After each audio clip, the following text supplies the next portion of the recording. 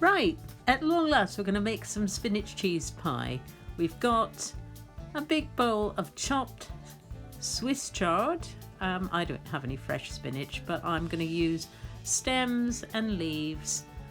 And we've got a bunch of fresh dill from the garden. You can chop that up finely. You can use dry if you like.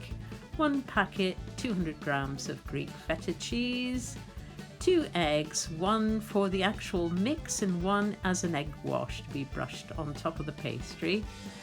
I'm using, for convenience, some ready rolled puff pastry and a large onion chopped up and some olive oil and some salt and pepper to season.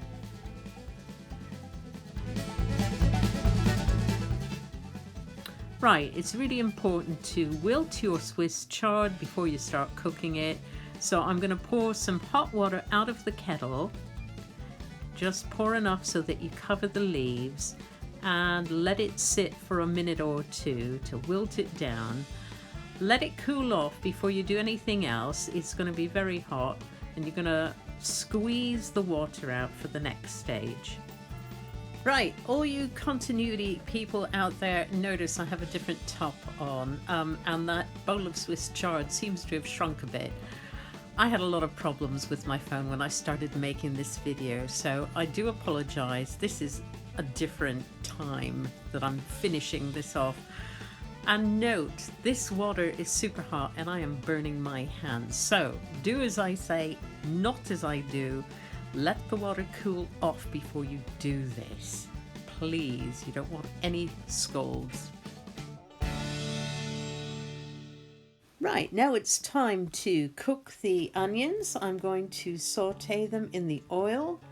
Cook them till they're soft, a little bit translucent. Then I'm going to add the drained, chopped chard and cook the two together. The onions will impart their delicious flavor to the chard, and at this point you can add the chopped dill, the salt and pepper, and when you've taken it off the heat, add your crumbled feta cheese and your beaten egg. Right, now you're going to take your Swiss chard, your feta cheese, onion, dill and beaten egg mixture, and it's time to put it on your puff pastry sheet, which you're going to roll out onto a baking tray, and you're going to pour the mixture onto half of the puff pastry sheet, and then you're going to fold it over. You can leave that paper on because that'll help stop it from sticking to the tray. There you go. Make sure you put all the mixture in. Don't leave any behind in the pot. It would be a crime to do so. This stuff is absolutely delicious, trust me. And you're going to spread it out really well. That's it. And finally, what you're going to do is you're going to fold over the pastry onto it and fold over the edges to seal in all the bits inside, so when it bakes it doesn't all seep out. And before you put it in your oven, which is going to be a gas mark 4 or 350 degrees Fahrenheit or 180 degrees centigrade, make sure you brush the top of that with your egg wash and poke a few holes to let the steam out. Okay, so time to take it out of the oven, and the smell is heavenly. Oops, nearly dropped it there. Look at it, nice and golden brown.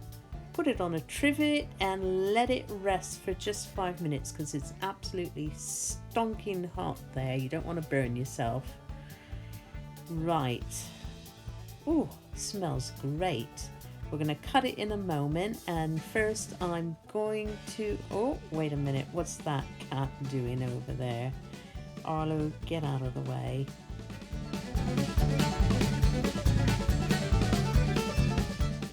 Okay, let's mix up the salad. Oh, we've got a bit of wine. Here we go. Salad, beetroot. Oh, golden beetroot. Little bit of little gem lettuce.